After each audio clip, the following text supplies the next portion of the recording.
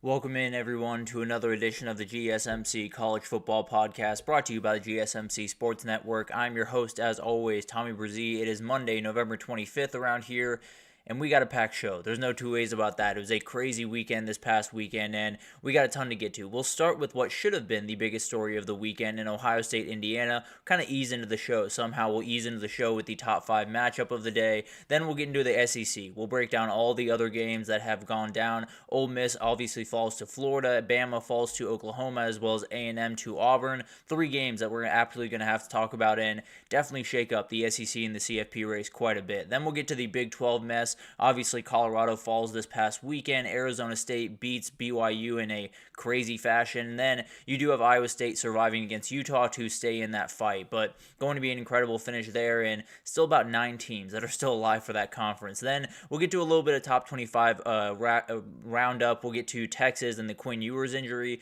We'll get to Penn State surviving against Minnesota, Notre Dame rolling Army, and much more. And then we'll finish it out with a little bit of a whip around. We'll talk about Nebraska getting to a bowl game for the first time since 2016. We'll talk about Oregon State winning the very first Pac-2 championship. A ton of different stuff that I want to break down at the very end of the show. But before we jump in, I do want to remind you all we get tons of questions and comments throughout the show, and the best way for you all to get your question on the screen, we can have fun back and forth here, is to use the super chat. At the bottom of the chat on the Sports Network page, you can click that, add any question, comment you'd like. It'll pop up on the screen and we can have fun back and forth here. Definitely want this to be as interactive as possible. We're getting into a crazy part of the season where I think a lot of people have some questions. So anything you have, I'm more than happy to answer it. Just utilize the super chat, or GSMCpodcast.net does the exact same thing. So utilize that if you'd like to. But let's get into this, because this is somehow the easiest story to start with. The top 5 game of the weekend kind of became a subplot of the weekend throughout the day, but let's get into this one. Let's kind of ease into the show with the top 5 matchup somehow, but let's jump in here. And I think overall, the biggest thing that kind of I came away from this with was at the very end of this game, when the clock hit 0, when it was triple zeros on there, I did not think Indiana deserved to be in the playoff. I felt like they did not prove enough on the field to be in the playoff. Then everything else happened. And now I'm at a point where if they are not in the playoff, if they win next week and they are not in the playoff, I got a big problem. And we should all have a big problem with the way that we're going about business with the playoff. But at the end of the day, it started with an incredible Indiana drive. They went 75 yards, scored a touchdown. It looked like they kind of had this defense a little bit. The offensive line was playing incredibly well. You had 2 defensive pass interferences against Davison Igbinosun, who has kind of that issue and likely will be attacked pretty much throughout the rest of the season. But throughout the entirety of the game, they had one 70-yard drive to start. They had one 75-yard drive at the very end to score.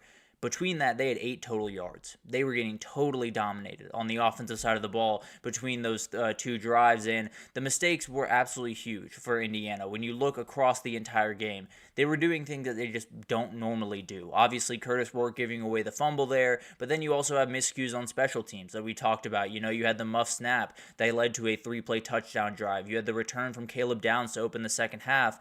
And that was really it. That's all you needed to give Ohio State, and they were going to end up burying you. So it really came down to Indiana just wasn't quite to the physicality level that they needed to be in this game. And then on top of that, they made a couple of mistakes that they hadn't made pretty much all year. So it was kind of a perfect storm for Indiana in a number of different ways. And I think more than anything, the physicality advantage was very clear. At least towards the latter stages of this game, it became very, very clear. Indiana came out, played really inspired, played well for about a quarter and a half, and then just the size of Ohio State took over. It was just the energy, the talent level, the physicality was just greater on Ohio State's side than Indiana's side, and it started to show throughout that game. All that being said, I thought these running backs played pretty well for Indiana. It wasn't a great running day by any means because you add in the sack yardage, it was pretty ugly, but they went, Tyson Lawton went for 5.3 yards per carry, Justice Ellison 3.6, so wasn't perfect by any means, wasn't necessarily what you wanted, but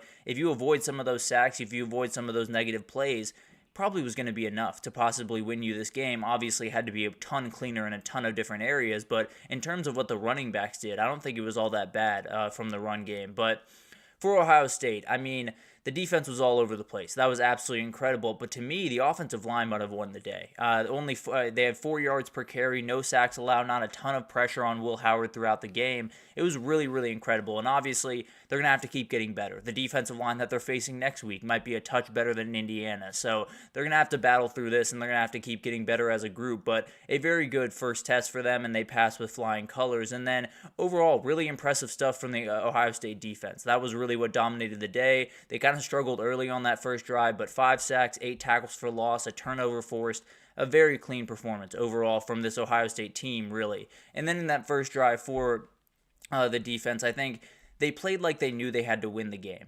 There's so many different times in a football season where you have someone big go down and you know that you have to step up just a little bit more. It happened earlier in the year when Quinn Ewers went down for Texas. The defense started to play a little bit better, knowing they had to play a little bit better if they were going to win those games. And then in this one, you see Seth McLaughlin go down, lost the name there for a second, but you see Seth McLaughlin go down this week, and you say, okay, it's probably going to be a little bit more up to us to win this game on Saturday and to win really the rest of the games on the schedule, and they really showed up.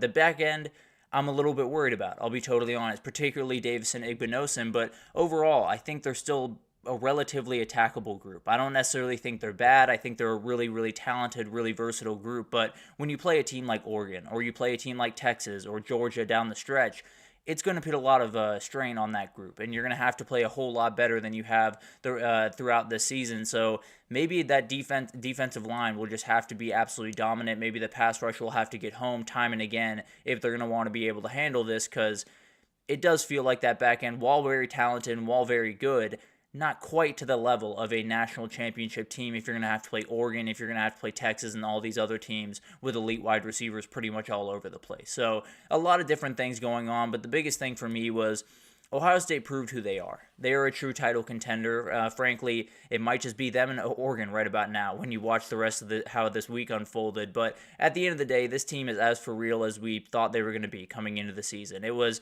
a little bit touch and go there for a minute. The Oregon game wasn't all that pretty, but when you look across their games, they've been really consistent. It hasn't necessarily been super pretty throughout the entire thing, but they probably played about as consistent football as just about anyone in the country. And I think there maybe haven't been like the buzzsaw that all of us expected them to be, and the offensive line injuries have had a lot to do with that. But overall, you got to feel great about this team. You got to feel like this team can win a national title. The offensive line troubles are a big worry for me and definitely make me lean a little bit more towards Oregon. But at the end of the day, everything's still on the table for this team. They had 3 goals when they set out. It was to beat Michigan, to win the Big Ten, and to win the national championship.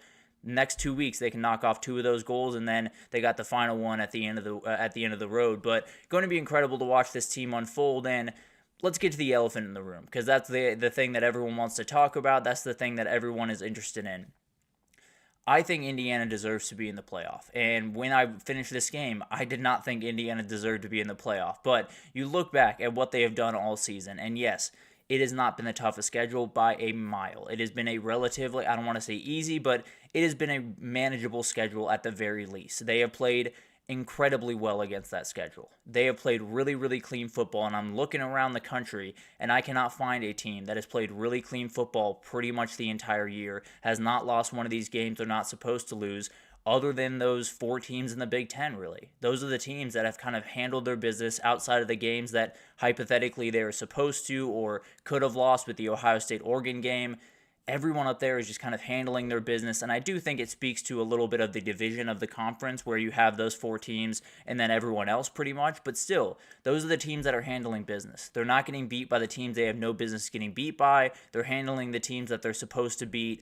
I think Indiana deserves to be in, and I think if they don't get in, we have a really bad problem on our hands, because if they don't get in, it means a 2-loss Clemson got in, or a 3-loss Alabama got in, or a 3-loss South Carolina got in, and that just can't happen. All due respect to all of those teams. Indiana has played really great football. Saturday was not their day, but you take away some of those mistakes on the special teams, this is a much more tight game, and although Ohio State missed their fair share of chances, no doubt about that, but I do think this is one of those games where it didn't go all that pretty for Indiana on the field, and if Ole Miss, Alabama, and A&M didn't lose, then maybe we're having a more real conversation here, but Indiana's got to be in. As long as they beat Purdue next week, I expect them to be in, and I expect them to probably be traveling somewhere, maybe even to one of those SEC schools for a game in the CFP.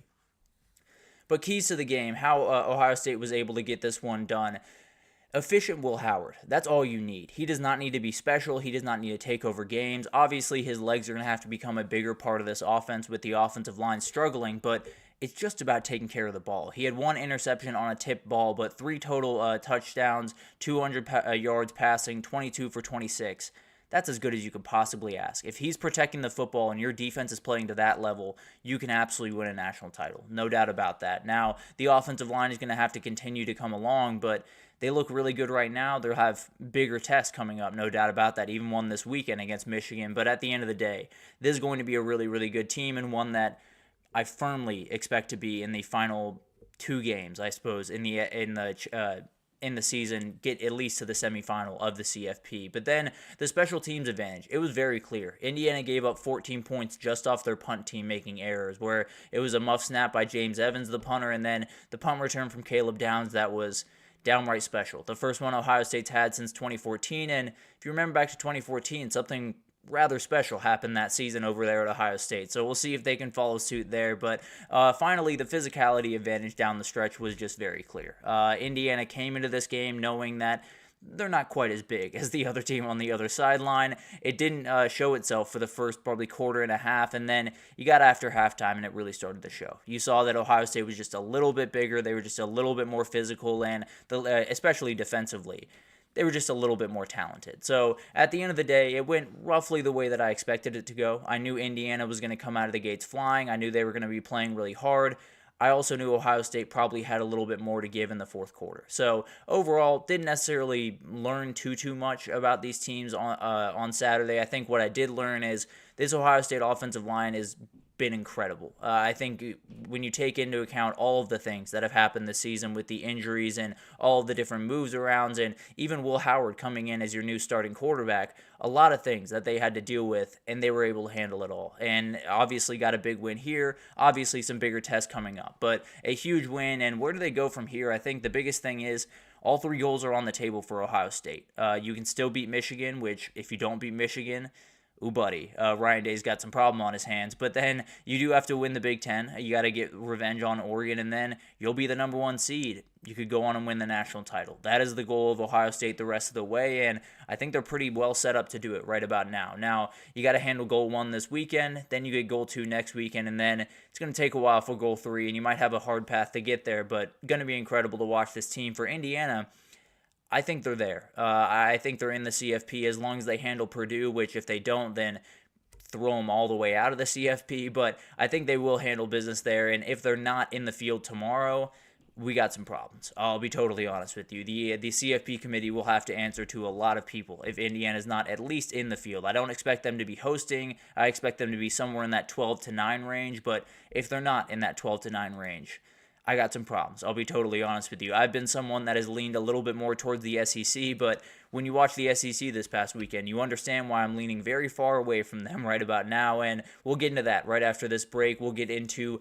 Bama losing, Ole Miss losing, A&M losing, and trying to figure out what the SEC is going for. But we'll break it down right after this, so stick with us. I feel like I'm losing my mind. Is everybody in the world blind? Please, Lord, give me a sign, a sign. I feel like I'm losing my mind. Is everybody in the world blind? Please, Lord, give me a sign, a sign. I wanna be the greatest. Everybody on the fake shit. I look around and feel like everybody is the fakest. I make this every day and I'm impatient, hoping one day I blow up from the basement. Statement, the top is so vacant. I don't hear shit that I think is amazing. Waiting for my day when I'm playing sold out shows for 1,000 faces. Hey, give me that crown. Get in my way and to be put down. It ain't your place, all this my town. If I want that shit, then I'll get it right now. I'm losing it, the noose it fits. I'm losing shit, a stupid myth. You choose to live or choose to dip. You choose to fight or lose your grip and lose a gift. I feel like I'm losing my mind. Is everybody in the world blind? Please, Lord, give me a sign, a sign. I feel like I'm losing my mind. Is everybody in the world blind? Alrighty, we just broke down that big game up there in Columbus, Ohio. Ohio State got a pretty comfortable win. I think a lot of us were relatively expecting that. Loved what Indiana started with, loved what they ended with. The in-between was all Ohio State. So it's going to be interesting to see how that plays out in tomorrow's rankings. I do think Indiana is still pretty firmly in the field given all the stuff that happened here. The SEC went crazy. No doubt about that. We talked about it on Saturday. We said there are a lot of different spots in the SEC where teams could go down, and I broke down 4 of them. 3 of them went down. Absolutely insane. Texas was the only one that survived, and they had probably the lowest chance of that happening against Kentucky, and we'll get to that one a little bit later. I thought I was going to be talking about it a little bit more, but here we are. We got 3 games I want to break down for you guys, and we'll start with this one. Florida's a really good team, and I understand, there's a lot of questions around that team. They're only 6-5. They didn't play well early in the season, got blown out by Miami. All these different things have unfolded for Florida, but a lot of other things did as well. They had Trey Wilson go down earlier in the year. He has not returned. Montrell Johnson went down for about 6 weeks throughout this season. They had to have Jaden Ball. They had to have Jacoby Jackson step up. They had Graham Mertz go down for the season. DJ Lagway had to essentially learn on the fly. And getting to DJ Lagway, that's a star in the making. If you watch this kid and you don't come away astounded, I'll pay you money because this kid is insane. He does things on the football field that should not be possible. He can create in so many different ways. Arm angles are absolutely ridiculous. He threw one out on a screen that was just, I don't know why, I don't know how, but he did. And the numbers aren't crazy. 10 for 17, 180 yards, 2 touchdowns, 1 pick. It was not special. I'm not here to tell you that he tore Ole Miss to pieces. What I am here to tell you is he executed this offense at a very, very high level and made a number of plays that made my mouth drop open. The dude is insane. He can do so many different things on the football field, and we probably won't get to really sink our teeth into him until 2025, but this is a really special player, and a guy that, frankly, I think has a Heisman Trophy possibly in his future. But I won't get too far ahead of him there. We'll focus on this game for the time being. Jackson Dart had his first multiple turnover game of the year, first multiple turnover game in quite some time over there at Ole Miss, and the Florida defense did a great job, particularly the defensive line. I mean, Caleb Banks is a beast. He's an absolute monster. Is a name that I probably should have known a little bit earlier in the season, but man, this kid can go. Really, really talented player, and the lack of the run game really hurt them. Jackson Dart was the leading rusher again. Was never going to be a way that they were going to be able to go the rest of the way unscathed, that they didn't have the run game they needed. He had 394 total yards, 2 touchdowns, and then those 2 picks, almost 3 at the end of the game. But at the end of the day, a lot was put on Jackson Dart's shoulders. He did not play his best game by any means, but when you have an offense that doesn't have a run game like that, you're going to have a quarterback that makes some mistakes. That's just kind of what happens. It comes with the territory. So it's one of those situations where Ole Miss was playing with fire with not having that run game, and it finally came back to bite him against a defense that was really coming to play. So the biggest thing for me, for the Florida offense at least, was Montrell Johnson came back. He was a huge piece for that team. He had 18 carries, 107 yards, and a score. He was one of those guys that you'd missed throughout really the majority of this season, and Jaden Ball was great, and Jacoby Jackson was great.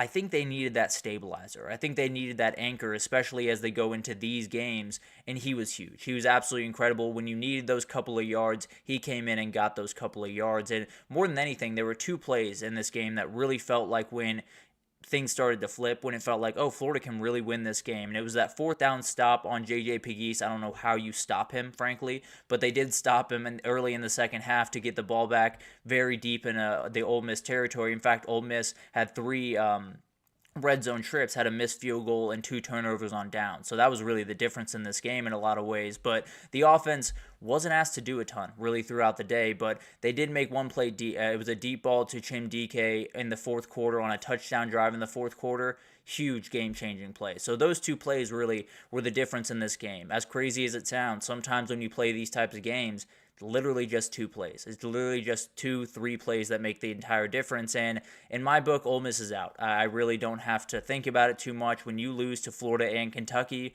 you probably deserve to be out of this thing. Now, chaos could happen, I suppose, but I do not see Ole Miss finding their way back in, and that gives you a big-time question. We'll start with Florida real quick. Where do you go from here?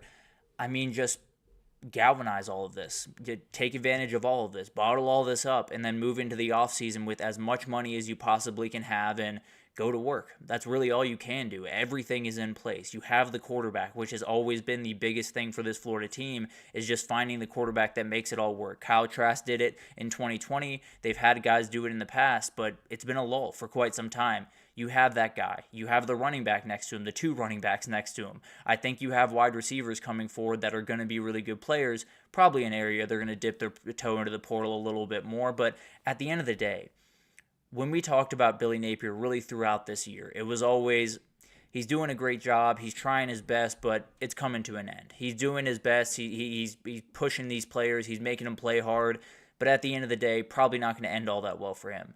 He just beat LSU and Ole Miss in back-to-back weeks. He is totally safe, and this program turned from one that I would not want to touch with a 10-foot pole to one that I might just pick to win the SEC next year. As crazy as that sounds, we will obviously get to that in time, but at the end of the day, this is a very talented team, and if they utilize this offseason the right way, watch out for Florida in 2025.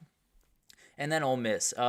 This was it. This was the season. Everyone knows it. You know it. Every booster knows it. They especially know it. This was it. You put in all the resources to make this team the team that takes you to an SEC championship, to a team that takes you to the CFP, to a team that takes you to the title, and you won't get that.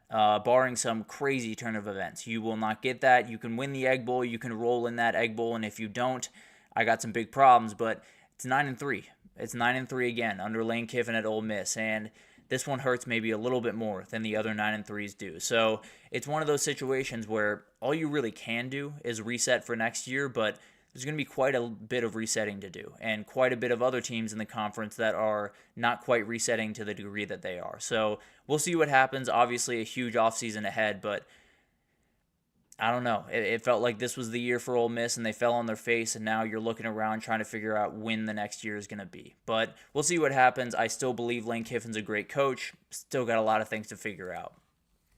But this one, I don't know. I've never seen anything like this. I'll be totally honest with you. I've seen Alabama get beat, and I've seen him get beat pretty recently. I haven't seen him get beat like this. I haven't seen him get just outright dragged down, knocked out like they did on Saturday. Oklahoma went to work in this one, and the issues on the road for Kalen DeBoer are not good. Obviously, they went on the road to LSU, so maybe it's not a road thing. Maybe it's just a week-by-week thing. Staying up to the pace and playing to the standard every week is not something that they're doing. But you lose to Vanderbilt, you lose to Tennessee, you lose to Oklahoma, and now your CFP hopes are totally tiny. And more than anything, I do want to give a really big shout-out to Brent Venables and Zach Alley. Brent Venables put together one of the better defensive game plans I've ever seen put together for Jalen Milroe. He is as elite of an athlete as you will ever see in the country. He can do so many different things with his legs, and he had nothing. He had nothing going. He had 7 yards on 15 carries on Saturday. It was domination. It's one of those things where you're finding more and more that Alabama offense is, hey, Jalen, go make all of the plays in the world, and we'll hope that we have enough points at the end of the day. That's not going to work against a team like Oklahoma. They have too many dudes. They're too well coached. They're too disciplined that you are not going to get that done. And for the Oklahoma defense in general, they only had 1 sack. They had 9 tackles for loss, and it's really hard to sack Jalen Milroe, to be totally fair. So they only had 1 sack, but they had 9 tackles for loss. They had 3 INTs. The big one was Kip Lewis playing a screen just absolutely perfectly and taking it back to the house to go up by 21 that they would not let go of. Really remarkable stuff. This defense was flying around. They knew that they needed this win. They knew they wanted to go to a bowl game for the 25th season in a row for Oklahoma. A lot of stuff was on the table, and they really flew around. It's always so cool when you get into this era where you feel like a lot of guys are going to quit, and you feel like a lot of guys are going to wrap it up when their team doesn't have a shot at the playoff and all this different stuff. When you see teams like Florida and Oklahoma that have had really, really tough seasons, have not gone their way at all, and they're still fighting their tails off in the second to last weekend of the season, it's pretty special stuff. It's always really cool to watch, and it makes me feel even more confident that Brent Venables is the right guy for that job. It's just going to take time, and it's just going to take a little bit more talent in that room. But we'll see what happens this offseason. And I do want to give a quick shout-out to Jackson Arnold. This was a weird season for him. This was maybe the best example of what Oklahoma has been this season because he got benched, a lot of questions around his future, everyone's saying he's probably out the door. I tend to believe he's probably still out the door at the end of the season, but in this game alone, he only had 68 passing yards, which sounds crazy, but he had 131 rushing on 25 carries. He was everything for this offense, and him and Xavier Robinson really were everything for this offense. They ran for 260 total yards on the ground, 5.3 yards per carry, with Arnold and Xavier Robinson leading the way. Really, really impressive stuff. And winning a game by 21 points against Alabama while throwing the ball for 68 yards should not be possible. But finally, we will get to that insane call. I don't know. I have no earthly idea. Maybe I don't understand the rules. From my point of view, that is totally legal. You are allowed to have a tight end and a wide receiver on ball on the same side of the ball as long as they're not another one on the other side. As far as I understand it, that's the way that it goes down. He was not covered. If that tight end caught the pass, then I would give you that. Then the tight end would have been covered. We would have to figure out he would not be eligible. He didn't catch the ball. So I have no earthly idea what they were looking at. I have no earthly idea what happened on that play. It absolutely should have been a touchdown, and it would have been a really cool one. Another really cool Ryan Williams touchdown. We actually got 2 taken away from us in this game. But at the end of the day, let's be totally honest. If that was the way that you were going to score, if that was the way that you're going to have to score the next 2 touchdowns to tie this game, you probably weren't winning this game. So I understand that one's very upsetting. It takes away the momentum. It changes the game in a lot of different ways. I still venture to believe that Oklahoma would have won this game at the end of the day, even if that one stood. But we'll see what it's obviously one up in the air, and Alabama fans will be fighting tooth and nail with me about that. But I do think if that's the way that you're going to have to score, it probably wasn't going to go all that pretty, to be totally honest with you. But for where they go from here, I think for Oklahoma, this is the one you needed more than anything else. This was a very, very ugly season. You keep the 25 straight bowl appearances alive. You get a lot of different things that just make your fans a little bit more happy. It was a very, very ugly year, no doubt about that, and I still think there's a lot of things there to like. They will make a new OC hire pretty soon. I've heard some noise around Ben Arbuckle over there at Washington State, heard some noise around some other guys, so we'll update you with that as it comes out. But I think they have the defensive coordinator in Zach Alley. I think they have a lot of the talent they need. Obviously, probably going to need to go get a quarterback and some wide receivers in the portal, so a lot of work to do, no doubt about that. But I feel pretty good that this is going to be a team that's going to ascend pretty aggressively in 2025. And then Alabama. This is just not a normal Alabama team. They're too reliant on Jalen Milroe making all of the plays. They very much lack defensive toughness that they've had in the past, and they have really little composure. In these really tough moments, it feels like they kind of shy away from it, then step up to it. And I don't think that's necessarily all on Kalen DeBoer. I don't think that's necessarily all on anyone in that building. What I will say is a little bit different. There's no doubt about that. And I will say also, just to kind of take a little bit of heat off Kalen DeBoer here, I think this was happening with Saban or without Saban. I'll be totally honest with you. I think the cracks started to show over the last couple of years with Saban, and it was very clear in this game that I don't think it would have been quite this bad. I will say that. I don't think it was going to be all that pretty, even if Nick Saban was the head coach. I still think Kalen DeBoer is the guy over there. I still think he's going to put together a very good product over the next 4 or 5 years.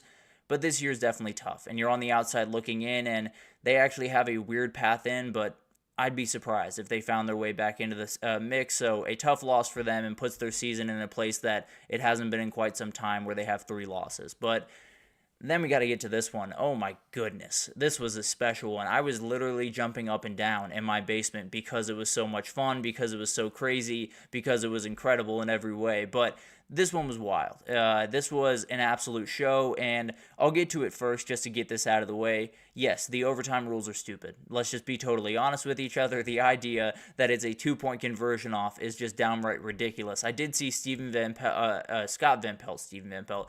Van Pelt had an idea for it where just started at the 50. We're starting it at the 25, where you're awarded for doing essentially nothing. You can still kick a field goal if you run for 0 yards on 3 straight plays. You can still kick a field goal and take the lead. I don't like that by any means. So I think starting at the 50 would be an interesting idea. It's kind of like if we start at the 25, it's almost like in baseball where they add a player on second in extra innings. you can get that guy in without doing anything. You can get out twice, and that guy still come in to score. You go on to win the game. So I don't necessarily love the OT. Would love to see that fixed. And Scott Van Pelt, I'm on board with your idea. I'll roll with that for the time being until someone gives me a little bit better of an idea to work around. But first things first. Respect to A&M for finding a way back into this game. They were down 21-0. All the momentum was that direction. Jordan Hare was on fire, and then everything kind of rolled backwards. A&M started to make some plays. Marcel Reed really elevated his game throughout this one, and they were able to get back in the lead. And then obviously Auburn comes down, makes that big-time kick for the kicker that has been around for about 5 minutes. He made a huge kick to force it to overtime. And then I think the biggest thing for A&M coming out of this game is I have two big issues, and one's on one side of the ball, one's on the other. We'll start with the offensive one. I don't think Marcel Reed is where you need him to be. And it's not necessarily to say that he's not a great player. It's not necessarily to say his ceiling is not ridiculously high, because I do think it is. I think he really does struggle when he has to make all the plays, when he is pushed into a situation where they're not in the lead, where he's pushed into a situation where he has to drive 80 yards in 3 minutes to win a game. He made plays in this game, and it's not necessarily to take anything away from him, because he made plenty of plays, found them their way back into this game, but they got Texas coming up. It's not going to be a defense where you're going to be able to make all the plays in the world, and wide receivers are going to be running wide open. You're going to have all the time in the world where your offensive line can hold up, where you can make some plays. So, and he didn't really have that in this game, to be fair, but at the end of the day, it just feels like a quarterback that is one season away. He is one off season away from being a real dangerous quarterback. Right now, he's just a little bit rough around the edges, and that's really all you need for a team like Auburn or a team like Texas to really take advantage of that. So a little bit worried about that offensively. And then defensively, these corners are a problem, just plain and simple. These DBs in general are an issue because Cam Coleman, Keandre Lambert-Smith ate them for dinner, just plain and simple. And there were a number of different times where players got behind them. I mean, Cam Coleman got behind them. He has great speed. He has really world-class speed. He is not as fast as Isaiah Bond. He is not as fast as Silas Bolden. He is not as fast as Matthew Golden and a lot of guys on that Texas wide receiver room. If you're letting that guy get behind you and get behind you by a very, very aggressive degree, Isaiah Bond's going to get behind you. Silas Bolden's going to get behind you. You have a lot of issues on that back end that if you can't handle the Auburn wide receivers, the physicality did get to them, so I wonder if that's a little bit of an advantage where Texas is a little bit more speed, Auburn's a little bit more physicality, but at the end of the day, it's going to be a tall order for this back end to be able to hold up next week against Texas. If they hold up the way they did in this one, Texas is going to roll. I'll just be totally honest. There's too many wide receivers, there's too many playmakers, and it's going to be a nightmare for them to deal with. Now, I do think they'll tighten the screws just a little bit here, but those DBs, if they play that way against those Texas wide receivers, it's going to get ugly in a hurry. I'll just be totally honest with you. But the A&M offense, the A&M defense, they responded. No doubt about that. But it was a gross performance. Overall, it was very, very bad. Now, the good news is you get a win next week and you get to Atlanta. Somehow you get to Atlanta with a chance to go to the CFP. I tend to believe that if they don't win out, if they don't get to the SEC championship, if they don't win it, they probably won't be in the CFP, but obviously we'll see how that unfolds. Definitely going to be crazy to see that.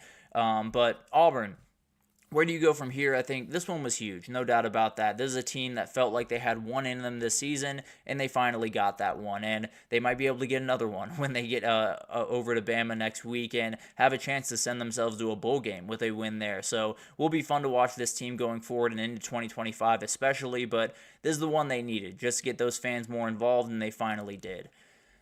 This one sucks for A&M. There's no doubt about that. It takes away any margin for error. It takes away any question of you getting an at-large bid. You got to win the SEC. That's plain and simple. You got to beat Texas, and then you got to beat Georgia. That's a really tall order, no doubt about that. And we'll see what happens. Obviously, we will break down those games throughout the week, but going to be really interesting to watch that unfold, and definitely a team that I still feel relatively good about, but I don't see getting into the CFP by any means. So we'll see what happens there. Obviously, with all of the craziness, some of those teams weren't hit quite as hard. Like Alabama wasn't hit quite as hard as I expected them to be. But at the end of the day, still probably a lot of chaos to come. So we'll break it all down as it does, but those games I feel like are going to have a huge effect, and I feel like those three teams might have just thrown away their CFP chances, especially those first two in Ole Miss and Alabama. But we'll break all that down in time, obviously, but let's take our second break here. We've gone a little bit long here. We got to hustle up. Let's take our second break here, and when we come back, we got the Big 12 mess. We'll get into Colorado, we'll get into BYU, Arizona State, and that crazy finish, and we'll get into Iowa State being able to stay alive in the Big 12 race, but we'll break it down right after this, so stick with us. Looking for your daily fix of sports talk without having to pay for it? GSMC Sports Network is available on YouTube. Just search GSMC Sports Network. Get your fix of daily sports talk shows on YouTube, absolutely free. NFL, college football, NBA, MLB, MMA, UFC, fantasy football, and so much more. GSMC Sports Network has shows running all day long, with new sports shows starting every 2 hours. Just like on your favorite cable sports channel, except GSMC Sports Network is absolutely free. Just search GSMC Sports Network on YouTube to catch one of your new favorite shows, like the GSMC College Football Podcast, Chip Shot Football Podcast, Hoops and Heels Women's Sports Podcast, GSMC Basketball Podcast, and so many more. Check it out for yourself. GSMC Sports Network, now available on YouTube absolutely free. Search GSMC Sports Network on YouTube right now. Alrighty, welcome back everyone. We just broke down just the SEC craziness. I did my best to break it down. As of right now, A&M is the only one that has a very clear path to the CFP from those three teams that we just talked about, Ole Miss, Alabama, and A&M. The path is to win the SEC. That's pretty much the only path for A&M to get back into this thing. Outside of that, I think we just lost Alabama, Ole Miss, and A&M from the CFP race. But craziness can happen. I'll just leave it at that. I'm not going to say anything with absolute confidence from here on forward, the rest of the season, really. But let's get into the Big 12, because that gave us some answers, I suppose. We got one answer, which was Arizona State did get the win over BYU. We got Colorado, Kansas, and that's actually where we're going to start. We're going to start in Kansas City in Arrowhead Stadium, which is where Kansas is playing a lot of their games towards the back end of the season, and they got the win that I think a lot of us were worried about with Colorado. When you came into this season with Colorado, it was, okay, the talent level has risen by a considerable amount, especially on the offensive and defensive lines. They've gotten a lot better at the linebacker position. They're a lot more tough. They play a lot more clean football, and they have more options on the outside to go to more consistently. Everything was a little bit better than it was last year. And then there was that little thing in the back of your head that just said, what if there's a team that can run the ball really efficiently? What if there's a team that can just batter you over and over and over again for 4 quarters, and then at some point it was going to break, and that's what happened in this one. It was just the game that I was a little bit worried about, and the game that I think a lot of people were a little bit worried about in the Colorado fan base, but Kansas did make history here. They became the first sub-500 team to beat 3 ranked teams in 3 straight weeks. Would be absolutely incredible work from Lance Leipold after a very, very tough start to the season. Being able to handle it this way has been absolutely incredible, and they got a shot to possibly go to a bowl game at the end of the year, which sounds crazy when they were 2-6 a couple of weeks ago. But Kansas had 333 rushing yards in this game, 6.1 yards per carry. Devin Neal had 37 carries, 207 yards rushing, 3 touchdowns rushing. They had 4 catches, 80 yards, and a score through the air. It was his game, plain and simple. Devin Neal totally took over this thing, and they just couldn't tackle him. They absolutely had no answer to how physical this guy was, and not a lot of people do, to be totally fair. But Colorado is just one of those performances that it felt like you were waiting for. The offense played incredibly well. They moved the ball. They did a really nice job throughout this game, but at the end of the day, when you can run the ball that efficiently against this Colorado team, it's going to be a tall order for them to get back into this. But Kansas only didn't score on 2 drives in this game, and it was the kneel down at the end of the half, which was 1 play. It was a kneel down, and then at the end of the game, they went 10 plays, 53 yards in 6.5 minutes to close this game out. So there really wasn't a part of this game that Kansas did not roll in. There really wasn't a part of this game where this offense did not get downhill. There wasn't a part of this game where it felt like Colorado had any answer defensively, and it was going to happen. I'll be totally honest. I don't necessarily think this surprised me too much. It felt like Devin Neal, Daniel Highshaw, this run game in general was going to be a lot, and it was, no doubt about that. But the Colorado offense did play well, considering they got doubled up in time of possession in this game, as you can imagine with the run game they had. But the performance they gave was really incredible, especially from the dynamic duo. Shedeur Sanders was 23 of 29, 266, 3 touchdowns. Travis Hunter, 8 catches, 125, 2 scores. I think he might have locked up the Heisman this past Saturday, but more than anything, really incredible performance from Kansas.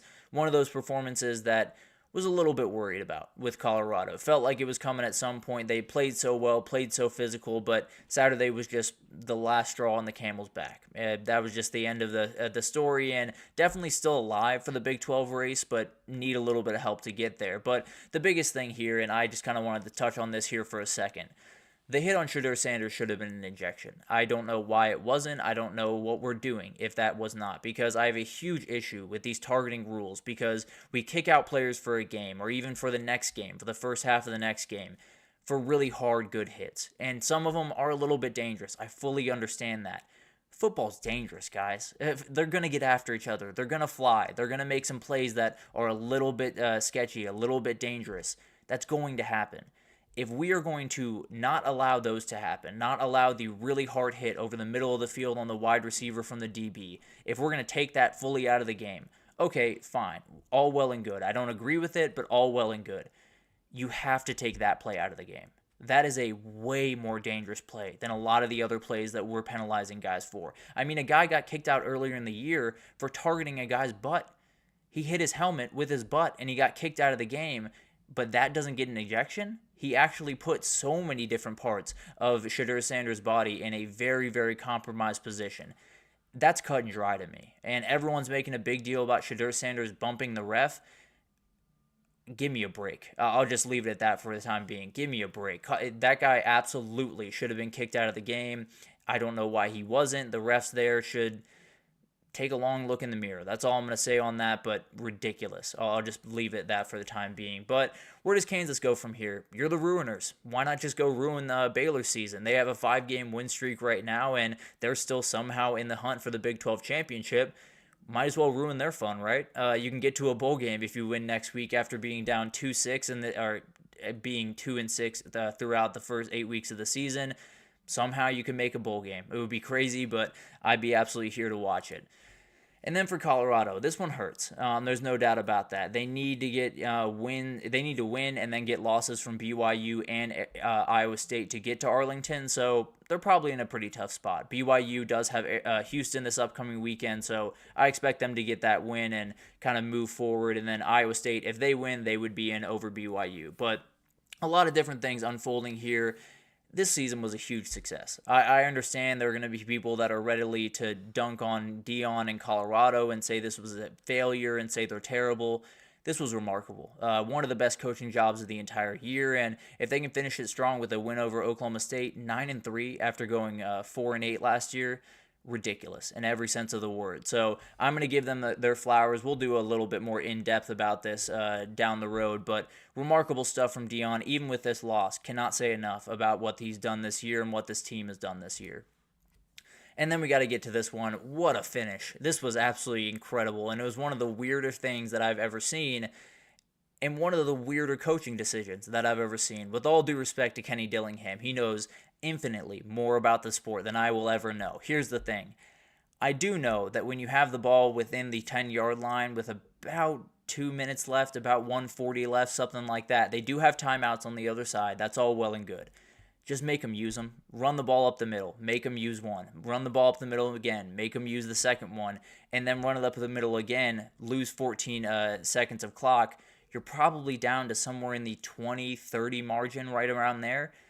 Then you just run the ball one more time. If you don't get it on 4th down, okay, they stopped you and they get the ball back with 20 seconds left, having to go 97 yards instead of getting the ball with, granted, getting it back with 1 second left, but a chance to get a Hail Mary. So it was a weird decision-making down the stretch of that game. They got away with it, to be totally fair, but I don't think I've ever quite seen something like that. That was absolutely insane and definitely something that I don't think he'll ever do again, if I had to imagine. But Arizona State finds themselves in the catbird seat for the Big 12 championship. They're one win away from Arlington at the end of the year, which just sounds crazy. Considering all of the craziness that has gone around this sport, I mean, BYU has been one of the crazier stories, but maybe we haven't talked about them enough just because how crazy they have been. But then Arizona State been just as crazy as well. A lot of that incredible magic that BYU had might have rubbed off on Arizona State somewhere along the way because they have so much juice going in their direction. And much like the Kansas-Colorado game, how it belonged to Devin Neal, this one belonged to Cam Skadaboo. He had 28 carries for 147 yards, 3 scores in this game. He and Jordan Tyson were essentially the offense for Arizona State for much of this game, but a remarkable comeback from BYU in this one. It looked like they had just nothing going in the first half. It looked like it was going to get ugly. They had a turnover on downs, an interception, a punt, and then a surprise onside put him down 21 points. And also, surprise onside, much respect to Kenny Dillingham. That was a big-time move, and if anyone gets mad at the NFL kickoff rules, that's the biggest one I'm mad about. I want those surprise onside kicks, and those have been taken from us. But at the end of the day, they were down 28-9 early in the second half. We're able to battle back into this game. Really impressive stuff from a team that has been making really all their year based off just being fighting a little bit longer than the other team on the other sideline. But the other part of this is a lot of the stuff that had gone the way of the Cougars pretty much the entire year had gone against them the last couple of weeks. This was no different. They lost the turnover battle. They struggled to play complementary football, did not finish off drives very well. That was kind of what they really were incredible at early in the season. It's tapered down the last couple of weeks, but the final sequence, it was insane. I don't understand why you don't just kneel down or run the ball and chew clock, but they got away with it. I'll leave it at that for the time being. But all that being said, Arizona State is sitting pretty. A remarkable job what Kenny Dillingham has done over the last 2 years. We'll actually talk about that along with Dion in a little bit because really remarkable stuff from those two guys. And where do you go from here if you're Arizona State? I think it's a very fun team. Your job now is just beat Arizona next week, and a team that has not played well over the back half of the season, and then you're in Arlington. And I might like you in Arlington, depending on who you're playing. If you're playing Iowa State, I think I'd probably like you. If you're playing BYU, maybe we have another classic on our hands. So it'll be really interesting to watch this unfold, and definitely a lot of different stuff that we will absolutely break down tomorrow, break down all the different tiebreakers and all the craziness as we get into the final week. But Arizona State's definitely sitting in the catbird seat right about now. Then for BYU, you're somehow still alive. You gave yourself at least enough of a buffer where if you win and Iowa State loses to Kansas State, which is not all that crazy in the world, you absolutely can get back into the Big 12 title and then get another shot at this team. So it'll be interesting to watch what happens, and you're only 3 yards from beating them in this one. So who knows? Maybe you can get another one and get one in the Big 12 championship, move on to the CFP, but a couple of really tough weeks for BYU, and they're just hoping they get another shot at this Arizona State team. Iowa State is still very much in this conversation. A game that could have been very unimportant became very important the second that Kansas won, because if Iowa State got this win, they were in a place where they could just win out and get to the Big 12 championship, and that's exactly what they did. Now, Iowa State did their darndest to give this game away. I'll be totally honest. They had a pick six from Becht in the red zone. They also had to give Utah the lead early, and then they had a muff punt to give them a free field goal. They had a missed field goal. They had a punt returned allowed. That's about 20 points that Iowa State either gave to Utah or gave up themselves. It was very ugly in a number of different ways for Iowa State. And on the other side, do want to give a quick shout out to Luke Batari, a very, very talented kid that came in for Isaac Wilson after a sketchy tackle. I'll leave it at that for the time being, but he went out with an injury, and Luke Batari came in and did really good work. Was not also necessarily all that pretty, but 10 plays, 91-yard touchdown drive that took him gave them the lead with only 6 minutes left. ISU obviously was able to come back down and score, but really, really impressive stuff. He led another drive, and then they missed a field goal at the end of the game. So a really impressive player, and maybe just the guy that you might want to start in that final game and see what happens there to see if you have that quarterback of the future. But a rough performance as it was. The final game, the final drive, the offensive performance for Iowa State was very ugly, and then that final drive of 10 plays, 75 yards, only one negative play, and it was a negative 1-yard screen. Really impressive stuff from Iowa State. Really, when they needed it, they really showed up. And Jaden Higgins was a huge reason for that. He's very quietly putting together a 1,000-yard season, had 155 in a score in this one, had 77 catches, 1,015 yards, and 8 scores on the season. The dude's an absolute problem, and KSU is going to have their hands full next week. I can promise you that. But Iowa State got what they needed, which was a win. That was as plain and simple. It did not need to be pretty. They needed to get the win, and now they're sitting in a really good spot. They could go to their first Big 12 championship since Brock Purdy was their quarterback, and would be a pretty special thing for this team. Still work to be done, but we'll see what happens there. For Utah, it was a nightmare season. No other way to put it. Cam Rising goes down, and everything starts to spiral. I do think we've probably seen Kyle Whittingham coach, or we will see this upcoming weekend, him coach his last game at Utah. If that's the case, then a really tough ending to a just downright Hall of Fame career. One of the best coaches in the country, and it showed year after year. This one was just a couple too many things stacked against them. And then for Iowa State, still alive. That's the only goal. Just stay alive throughout this entire thing. Beat Kansas State next week if you can, and then you're on your way to Arlington, which would sound absolutely crazy, but if we know anything about the Big 12, crazy stuff tends to happen. So maybe Arizona State and Iowa State miss out. What do I know? But at the end of the day, it was an incredible weekend in that conference, and we will break down all of the craziness in that conference on tomorrow's show. So definitely check out that. But let's take our third break here, and when we come back, we got to get into the top 25 roundup. A ton of teams that I want to break down right after this, so stick with us.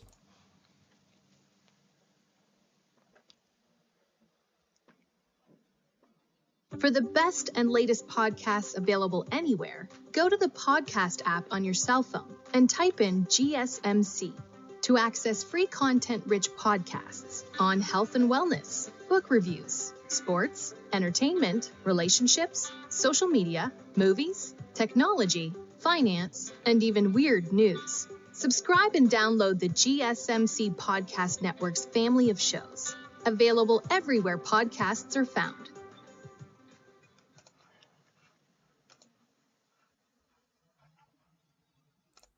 I apologize. Lost my place a little bit there. My fault. But let's get into a couple other things here. We just got into the Big 12 and broke down the craziness that is that conference right about now. But let's get into a couple other things. We'll do a little bit of a top 25 roundup here, and we'll start with the team that in the SEC that actually handled some business on Saturday, which was Texas at home against Kentucky. They win this game 31-14, and I thought this one was going to be one that I'd be talking about a little bit more. But then everything else happened, and it became a very, very minor story. Now, the big story from this game was we did get an injury to Quinn Ewers on a run when he was trying to get a first down, got kind of rolled up on from behind, and that ankle looked very tender, really, throughout the rest of the game. It sounds like the MRI came back. It's just a mild ankle sprain. Should be back for the A&M game. Should be close to 100%. How close, I don't know, and definitely could be a difference in this game, but especially for a guy that struggles with mobility, yet another hit to that. So it's definitely going to be interesting to watch that unfold, and definitely a really tough hit to this offense. He did play the rest of the game, but there was a lot of running the ball. In fact, there was a touchdown drive that put this one away where they went 15 plays, 15 rushes, and a touchdown. So that's the other part of this, kind of the flip side, the really good side of the offensive part of the game. The defense was incredible. They're always incredible. They forced 2 turnovers. They had 6 sacks. They had 9 tackles for loss. The Texas defense is absolutely ridiculous. But on the offensive side of the ball, the thing that they've been trying to find for the last really the entire year and feels like it's starting to come into fruition is the run game. Besides the fumble issues in the third, which were really weird, really on both teams. Everyone was just losing the ball in the third quarter. I don't know what was on the balls, but at the end of the day, hopefully that is not a big issue for Texas going forward. But they did roll for 251 total rushing yards, 5.5 yards per carry. You had Trey Wisner went for 158 on 26 carries, the game-sealing drive, as we talked about, 15 runs, 0 passes. If they can tap into that, if they can get more of that throughout the rest of the season, this might be a team that's starting to find their stride offensively. And then Penn State, another one that I probably thought I would be talking about a little bit more, but they actually survived their upset alert as opposed to a number of other teams. They were able to get through it, and the fake punt was one of the most insane and one of the best calls that I've ever seen from James Franklin. It was a call that I can't fathom that James Franklin made. I'll be totally honest with you. I did not think that he would ever make a call like that, but it was the perfect time in the perfect game and the perfect execution. Everything was absolutely perfect because Minnesota, you have just enough time left to where they're probably going to punt it away. They got the timeouts. They're not super worried. They're playing really good defense. That's what they're thinking on that sideline. A perfect game where not a lot of things are going offensively for you. So they're thinking, okay, they trust their defense just a little bit more. And then the perfect execution. You got the tight end off the outside side, and he went going. It was really, really impressive to watch and kind of put this game away. And then just went for 4th and 1 down towards the goal line just to put it away. And it was really, really impressive to watch. And I think gave me a little bit more confidence in what James Franklin can do in these big games. Obviously not the biggest game in the world, but down the stretch when he needed the play to be made, he trusted his guys to make the play. And I think that's a really important thing and definitely adds some confidence into that room. But Penn State survives this week. Plenty, as far as I'm concerned. With all the different things going on, I'm more than happy if you just win the game. Now it's just Maryland standing in the way of them in a home CFP game. They're in a really, really good spot, and maybe they could even lose, but I wouldn't even tempt that fate. I would just go on and win, beat Maryland, and possibly find your way into a host position for the CFP. Then you do have this game. Notre Dame was able to make this one ugly, and I wish it wasn't, but it was very ugly. Pretty much from the jump, it was a totally different ball game that Army was playing, and I think we all knew that, but I think a lot of us were holding on to hope that they would be able to figure it out. Bryson Daly did grind for over 100 yards rushing and 2 scores, but that was about it for the Army offense pretty much for the entire day. Notre Dame is just one of those teams. They know exactly who they are, and they know exactly how they want to execute it. And in a year with so many teams that are trying to figure that out week to week, that's pretty valuable. It's going to be really interesting to see what this team can do. And what they do is run Jeremiah Love. 7 carries, 130 yards, 2 scores, and a receiving score.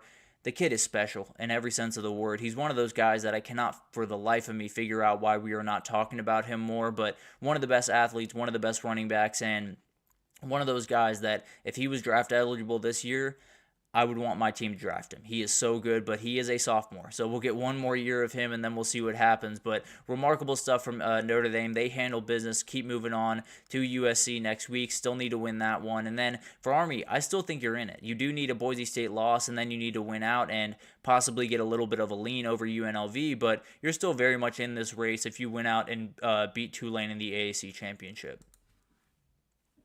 Oh, excuse me. Then you do have Wake Forest, Miami. A little bit more of a straightforward game. There was a moment where it felt like Miami was going to play their game, was going to play that game where they played really, really ugly for the first half and had to claw out a win, and that's kind of what happened.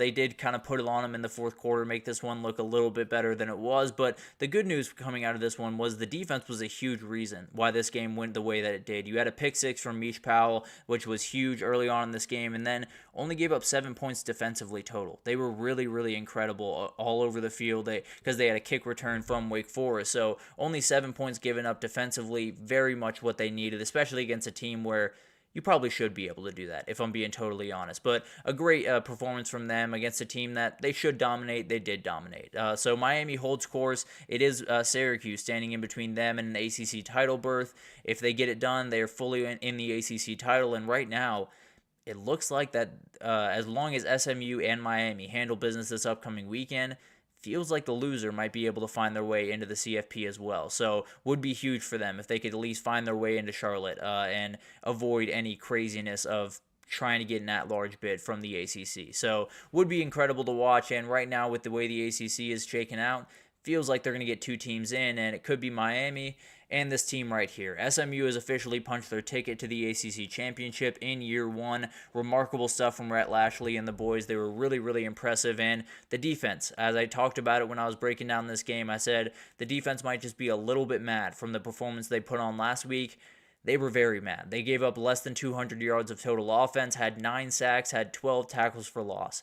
They were all over the place for the entirety of the game, and Virginia did their darndest, but there was just no openings on the offensive side of the ball. So a great performance from SMU, one that they very much needed, and I think just got more important because a 11-2 ACC team is very much in play. So that next game against Cal, I think you're in a really good spot where if you were to win that game, you might just ensure yourself a spot in the CFP, regardless of what happens in Charlotte. So all the talk about, I said last week, maybe this was a spot where they could rest some starters if they felt like they didn't have anything to gain. Now they have something to gain, a possible at-large bid after losing in the ACC championship. So I think they're going to play all out in that game. If they get that win, I think they're pretty firmly in the field. I'll be totally honest with you. Then we do have Boise State. They're actually number 12 in the country, but we do have Boise State. They survived yet again. This is a team that I become less and less enthused by the more and more I watch them, and it's nothing to do with how good this team is. It's nothing to do with the ceiling of this team. Ashton Jeanty's just hurt. He's just not playing at 100% by any means. He had an injury on his arm coming into this game. There were reports of an injury with his ankle coming into this game, and then he hurt his foot, and then he got a concussion in this game. He's getting battered in every which way. He probably has 4 or 5 injuries that he's dealing with right now, but he was able to come back late and just drag them to a win. When it was very, very ugly offense, they couldn't get anything going for pretty much any time that he was out of this game. He came back in and made a big-time play and really just kind of grinded out a win. So overall, 19 carries, 169 yards, and a score. That's just who he is at this point.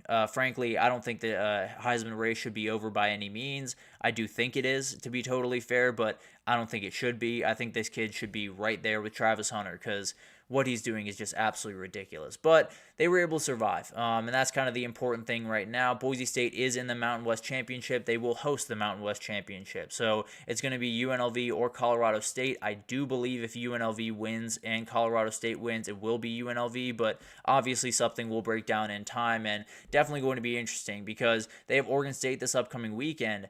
They might be able to take a loss, but you're definitely towing a little bit of a line. With how closely the American and the Mountain West are kind of ranked right now, I would go ahead and get that win and just ensure no craziness happens before the Mountain West Championship.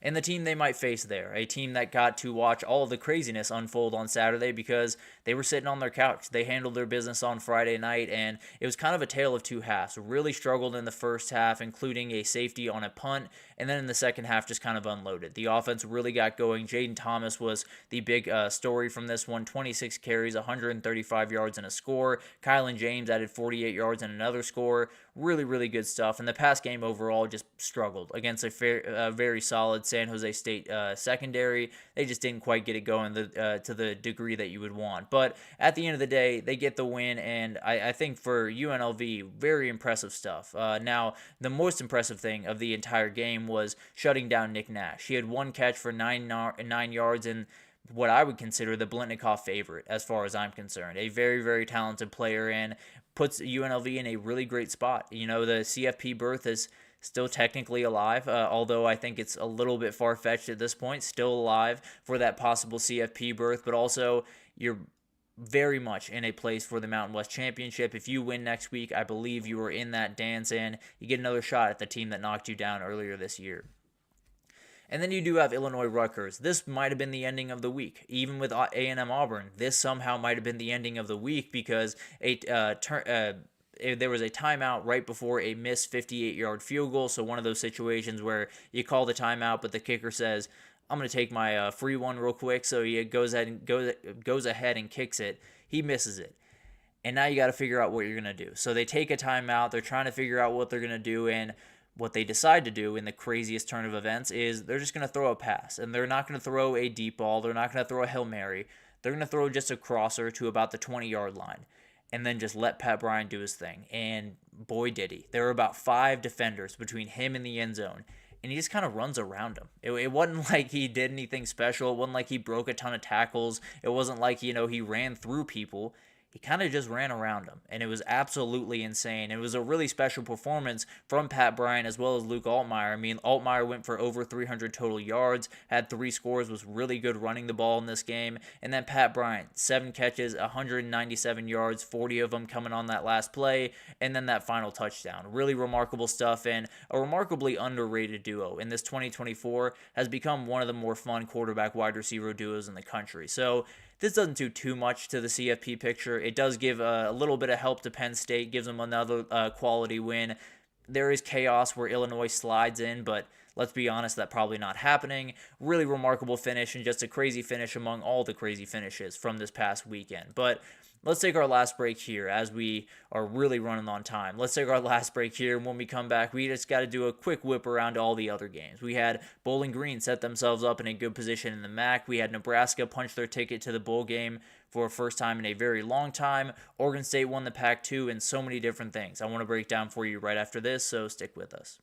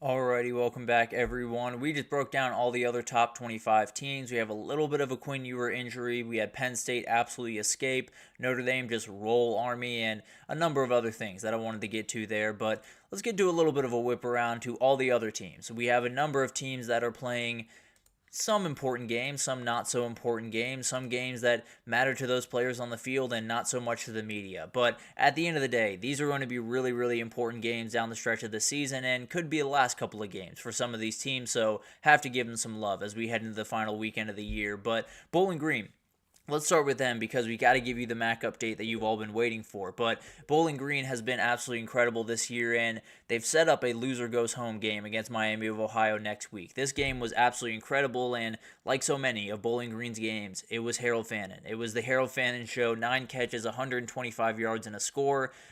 If this guy is not right there with Tyler Warren in the Mackey Award, I'm going to be very mad. This dude is absolutely incredible, and I don't care that he's playing the MAC. The dude can do things that are just ridiculous. So I would very much like him to get some love for that award. I do think it's going to go to Tyler Warren, but at the end of the day, would love for those two guys to get a little bit of love, maybe cut that thing in half. Who knows?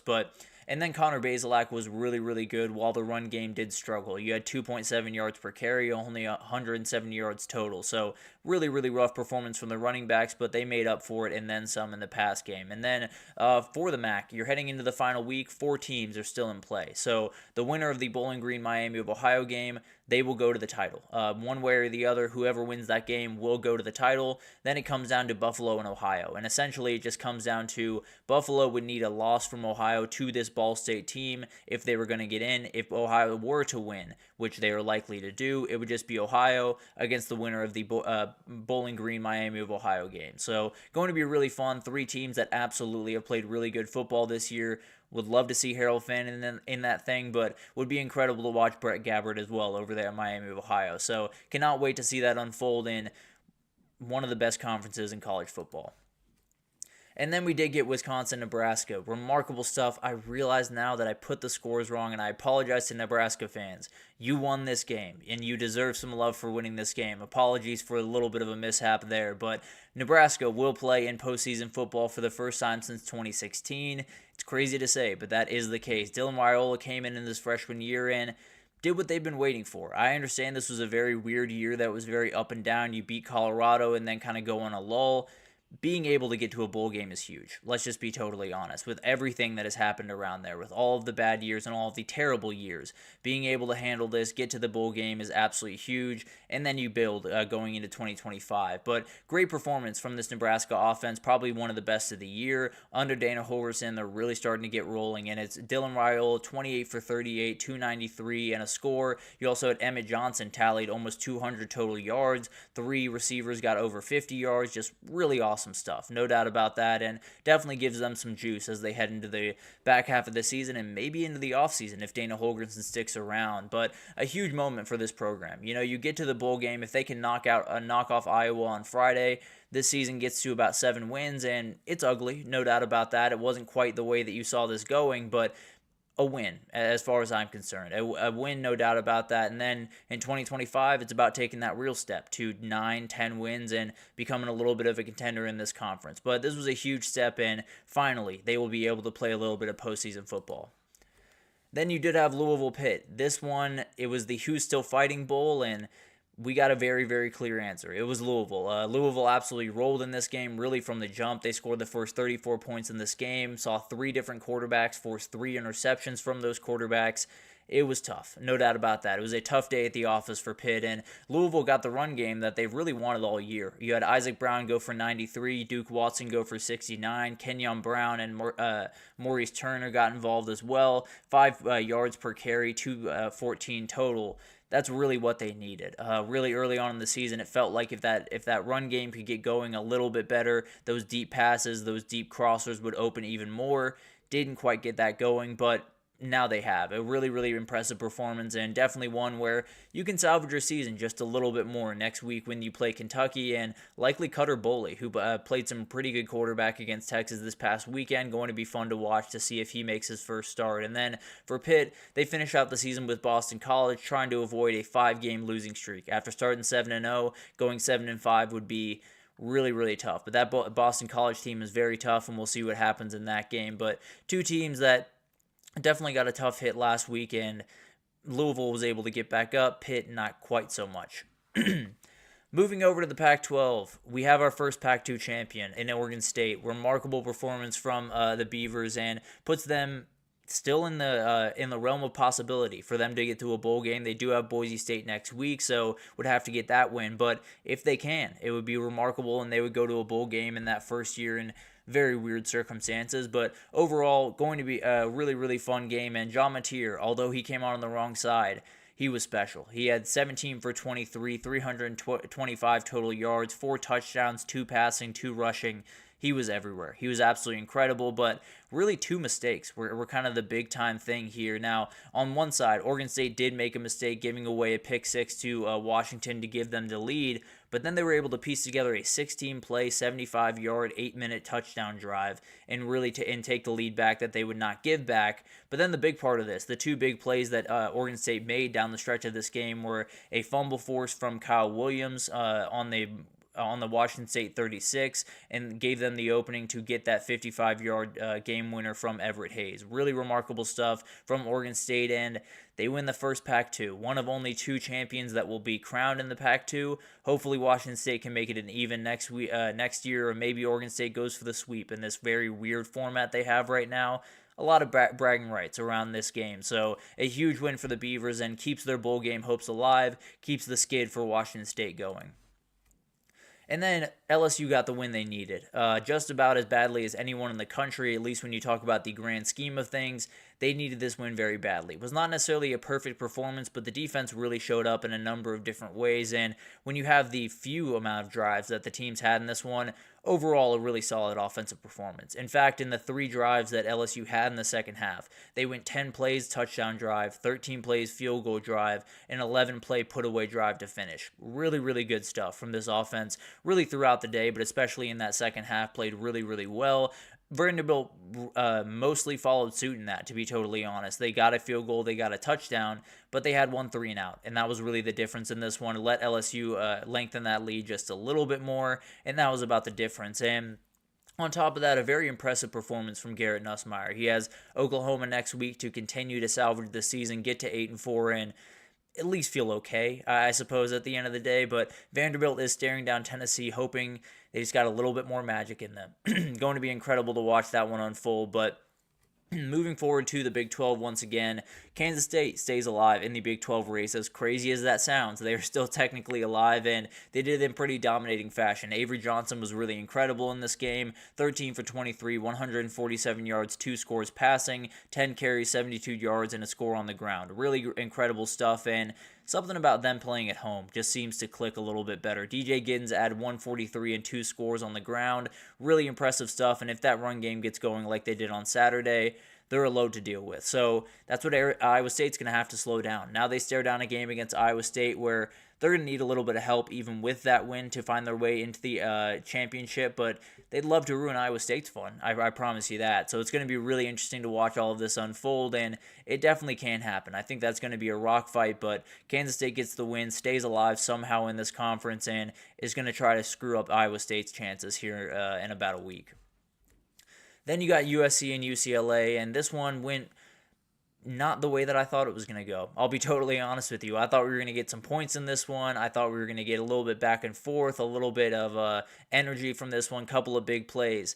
Instead, we got 4 field goals in the first half, 3 from inside the 10-yard line from USC, and a pair of touchdowns and field goals in the second half. So I'll take it, I guess. But it was a very, very weird game. Not necessarily went the way that I thought it would, but both quarterbacks in general had pretty solid games. Did not make a ton of mistakes. Jade Mayava had a very solid performance, 19 for 35, 221, and 1 touchdown. Nothing flashy, but plenty to get the win here, and especially when your defense is playing all that well. Really impressive stuff, and a win that they very badly needed. Does knock out UCLA from the bowl game hopes, but at the end of the day, USC gets a much-needed win, and now they got to get ready for Notre Dame. Going to be incredible to watch that one unfold, and the very last chance that someone has to upset Notre Dame and ruin their hopes will be next week. But one little side note on this game, J. Michael Sturdivant is an absolute NFL player. The dude is really, really incredible on the outside. If you have not watched him at UCLA, go ahead and tune in to one of their games because it's really special stuff. Now,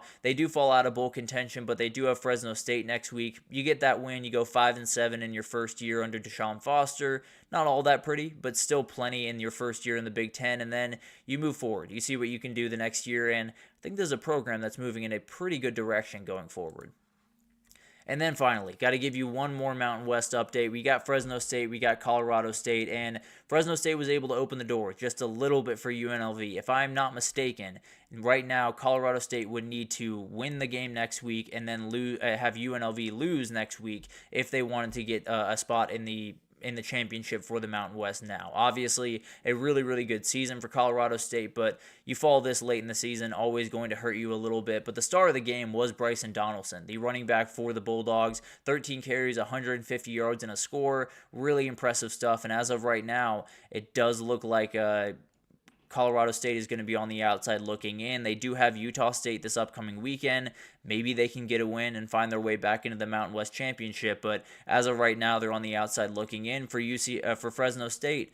See if you can go get a win over UCLA and end the season on a really high note with the interim coach and then maybe make a new coaching hire. Who knows what happens there, but going to be incredible to watch all of that unfold, especially in those Group of 5 conferences that still have a lot to figure out, but definitely going to be awesome to watch all of this go crazy over the next little bit, and this past weekend was college football. It was as good as it possibly gets. It was everything that we ever want in the sport was on full display on Saturday, and we will piece through all of it tomorrow. We'll get into all of the craziness around the CFP and all of the craziness around who gets in, from where, how many teams from the SEC.